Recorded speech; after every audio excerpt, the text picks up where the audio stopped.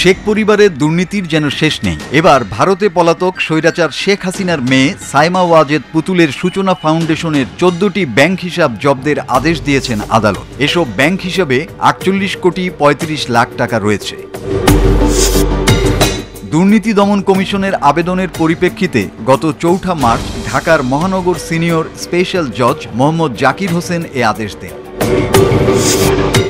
আদালত সূত্রে জানা যায়, গত বছরের 24 নভেম্বর পর্যন্ত সূচনা ফাউন্ডেশনের ব্যাংক হিসাবে জমা ছিল 48 কোটি 35 লাখ টাকা। সমাজসেবা অধিদপ্তরের নিবন্ধিত সূচনা ফাউন্ডেশনের ঠিকানা ধানমন্ডির 32 নম্বর রোডের 8 নম্বর বাড়ি, যা বঙ্গবন্ধু মেমোরিয়াল ট্রাস্টের কাজে ব্যবহার হতো। দুদকের আবেদনে বলা হয়, বিশ্ব স্বাস্থ্য সংস্থার দক্ষিণ পূর্ব এশিয়ার আঞ্চলিক পরিচালক সাইমা ওয়াজেদ পুতুলের মা সাবেক প্রধানমন্ত্রী শেখ হাসিনা। সাইমা ওয়াজেদ তার মায়ের ক্ষমতাকে ব্যবহার করে জালিয়াতির আশ্রয় নিয়ে বিশ্ব স্বাস্থ্য সংস্থা ও সরকারের বিভিন্ন প্রকল্পের অর্থ আত্মসাৎ করে শত শত কোটি টাকা বিদেশে পাচার করেছেন বলে অভিযোগ রয়েছে। এসব অভিযোগ অনুসন্ধান করছে দুদক।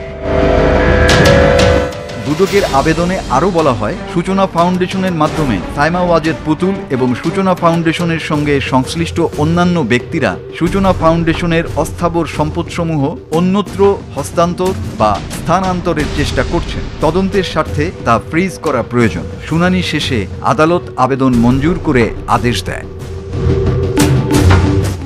মাসুদ হাসান, বাংলা টিভি।